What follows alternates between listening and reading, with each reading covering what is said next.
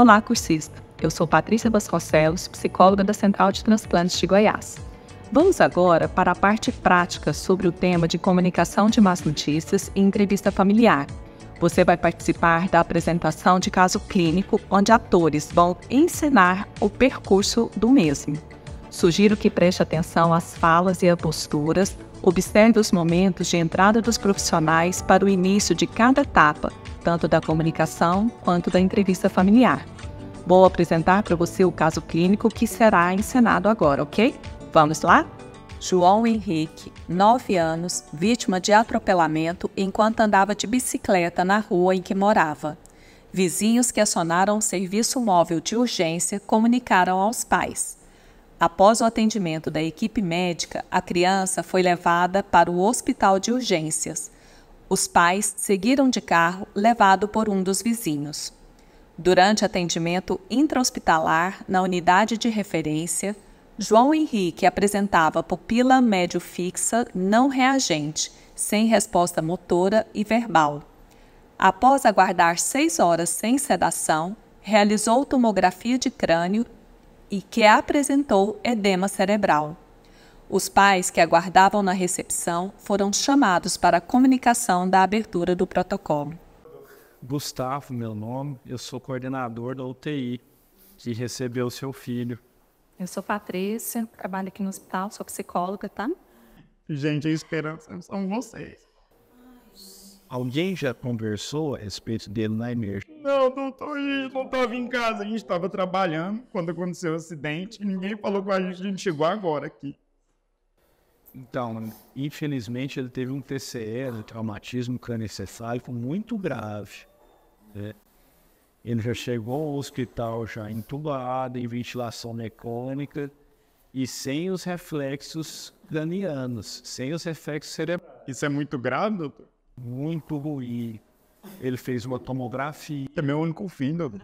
Nessa tomografia, nós estamos fora de terapêutica cirúrgica para ele. A neurocirurgia não conseguiu propor nenhuma cirurgia que, porventura, pudesse ajudar ele a reverter esse quadro neurológico. Agora, ele não tem condição de fazer cirurgia agora? Nenhuma. Não tem condição, não tem cirurgia para o problema dele. Não tem proposta terapêutica cirúrgica para o problema dele. Mas tem esperança dele melhorar, doutor, mesmo sem a cirurgia? Infelizmente, o dano neurológico foi muito grave. E a suspeita Meu único filho, doutor. Que ele esteja em morte encefálica. Doutor, não acredito. Seu filho está nas suas mãos, doutor. Por favor. É o único filho que a gente tem. Não deixe ele falecer, não. Infelizmente, mesmo com todas as medidas clínicas na hora da chegada dele, ele não tem nenhum reflexo craniano. Então, nesse momento, a suspeita é de morte encefálica. Mas eu acredito que Deus é maior, Ele vai salvar o meu filho. Sim, a gente sempre tem esperança. Mas é uma tomografia catastrófica e uma suspeita de morte encefálica é um dano neurológico muito grave.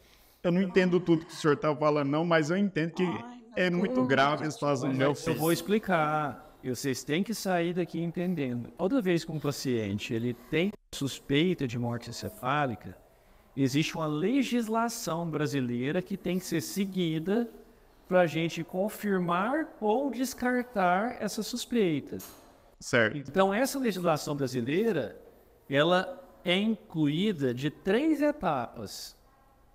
São feitos 2 exames clínicos, 2 dessas etapas são exames médicos. Vão 2 médicos diferentes da UTI, um deles sou eu, vou fazer o coordenador da UTI. Certo. Um outro vai ser feito por um outro intensivista. Se esses 2 exames eles forem compatíveis com a morte encefálica, aí é feito um 3º exame por um 3º profissional. E isso é lei, doutor? Isso tem que ser, para a gente confirmar uma morte encefálica, todas essas etapas têm que ser cumpridas de forma adequada. E aí vem um 3º profissional que ele faz, no hospital, a gente faz Doppler transcraniano. É um ultrassom dos vasos sanguíneos cerebrais que vão detectar a presença ou a ausência de fluxo sanguíneo. Se porventura esses 3 exames forem compatíveis com a morte encefálica, aí essa suspeita de morte encefálica, ela vira um diagnóstico. Ah, mas se Deus quiser, eu tenho fé. Não é duvidando da sua capacidade, não, doutor, mas eu posso colocar um médico, alguém que eu conheça. A legislação fala a respeito disso. Tanto vocês têm o direito de participar, seja vocês ou qualquer pessoa indicada por vocês, como vocês podem pedir o parecer de algum médico da confiança da família externa para validar e acompanhar o caso.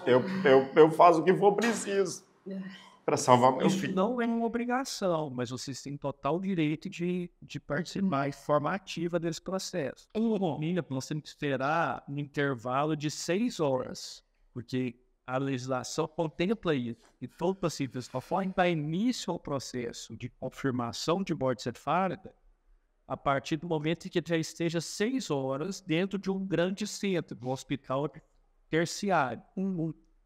Então, provavelmente, se tudo ocorrer da melhor forma possível, daqui 6 horas eu estou conseguindo abrir esse protocolo, fazer o primeiro exame clínico e eu vou participar disso com vocês. Tá bom. Então o senhor vai avisando, gente. Sim. O senhor me desculpa a ignorância, doutor, porque a gente não entende muito bem e é o único filho que a gente tem e a esperança que a gente tem é em vocês. Agora é a hora. É a última que o doutor falou pra gente, né? É o último exame. Ô, doutor, por favor, doutor. Ai, doutor. Traz uma notícia boa pra gente. Não, as notícias não são boas. Não. Eu perdi meu filho. Não fala isso pra mim, não, doutor. Tá doendo demais, doutor. Eu perdi meu filho. Eu perdi meu filho. Eu não posso me ajudar nisso, não. Só vocês. Doutor, eu tinha tanta esperança. Infelizmente, pelo que o doutor tá falando, né? Vocês entenderam? Vocês estão acompanhando o protocolo desde o início, né? E aí é muito interessante saber assim, se vocês têm alguma dúvida sobre o protocolo, sobre morte encefálica, algo que vocês queiram conversar com o doutor. Com esse terceiro exame que foi feito agora, o topo transcraniano, a gente tem uma confirmação daquilo que era uma suspeita até então. Então, para a legislação brasileira, que inclusive é uma das mais rigorosas do mundo, a partir do horário desse último exame do ar e do extraordinários, infelizmente ele se encontra em óbito, ele se encontra em morte encefálica. É morte. É uma situação irreversível e incontestável. Quero dar um abraço. E eu estou à disposição. Tá bom, doutor. Obrigada por tudo. Obrigado, Obrigado. doutor. Obrigado, doutor, por tudo que o senhor fez pela minha família. Difícil, né? A mamãe sofrer. Uma dor que Imensurável. não sei nem como falar. Eu tô arrasado, doutor.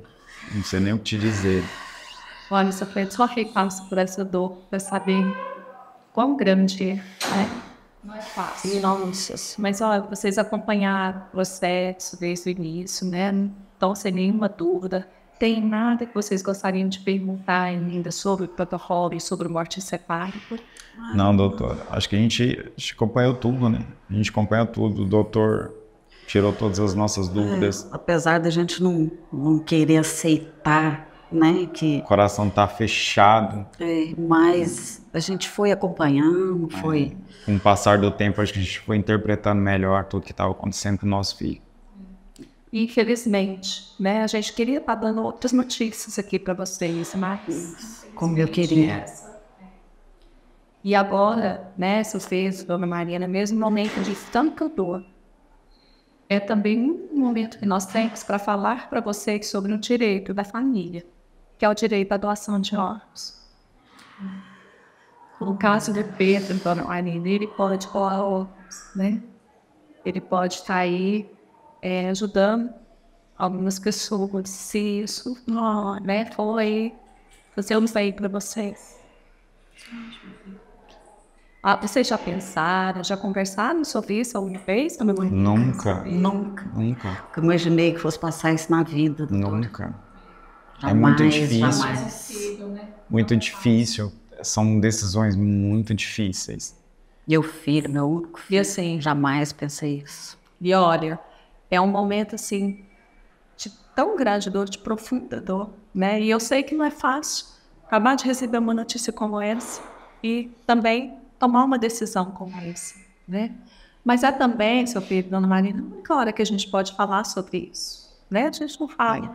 Enquanto nós estávamos fazendo todo o protocolo, enquanto a gente não tinha certeza de que, infelizmente, ele não está mais aqui com a gente, então, por isso que a gente só fala nesse momento. E é para vocês pensarem, né? Pelo sim ou pelo não. Nós estamos aqui com vocês para dizer que esse é um direito. E que, no caso dele, do João, ele pode ser um doador de órgãos aí. E aí a gente pode estar conversando, explicando um pouquinho o que é. Se vocês... Ele pode salvar muitas vidas, doutora? Pode. No caso dele, aí a gente vai fazer alguns exames, né? E ele pode, às vezes, até 8 pessoas. Difícil demais. Que nossa, Meu Deus do céu. Como é difícil. Mas é um momento que a gente pode pensar. Que decisão difícil. Sabe? Depois de ter uma notícia tão ruim. Ter que tomar essa decisão, né? Com tanta dor, no meio de tanta dor. Vocês gostariam de ter conversar sobre vocês? Sobre isso? Eu gostaria de estar aqui sozinho. Vou sair no pouco lá no hospital. Acho que é bom, né? Vamos conversar só nós dois? Acho que é nós dois que temos que decidir. Vamos conversar nós dois. Desculpa, a gente... É isso, gente. Então eu vou sair da sala, vocês ficam aqui, conversam. Assim que vocês terminarem, vocês podem me chamar e vou estar dentro. Tá bom. Obrigada. Dona Inês, seu Pedro. E aí? Conseguiram conversar? Deixa eu te conversar um pouco. Conversar um pouco. O que vocês decidiram? Acho que, às vezes, poder salvar, pensar que nosso filho vai poder salvar outras crianças, outras mães que podem estar passando por essa dor tão grande. Talvez seja... Acho que o nosso sofrimento O coração vai dar uma melhorada, né? Nosso sofrimento que ajudou a gente a decidir para não ver outras famílias passando o que a gente está passando hoje. Outras mães perdendo seus filhos. É uma dor que eu não desejo para ninguém. E se nosso filho pode salvar A gente outras vidas, Então, vocês querem doar? nós queremos doar. Concordo, gente. Queremos doar, sim. Queremos, sim.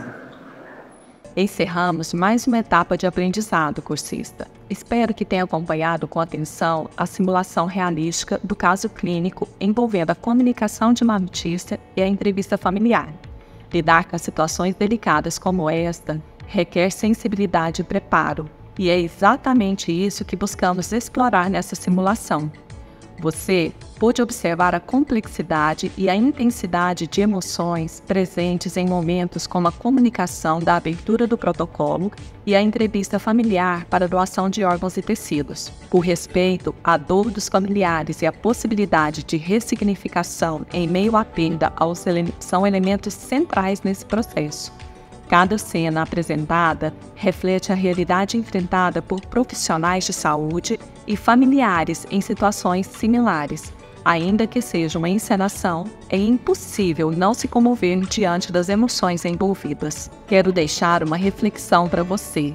A dor vivida frente à perda de um ente querido pode ser amenizada diante do acolhimento e da possibilidade de ressignificar o vazio que fica. Agradeço pela atenção e participação de cada um. Continue a se dedicar ao aprendizado e ao desenvolvimento de habilidades que fazem a diferença na prática da medicina e na humanização do cuidado. Até a nossa próxima etapa de estudo e reflexão.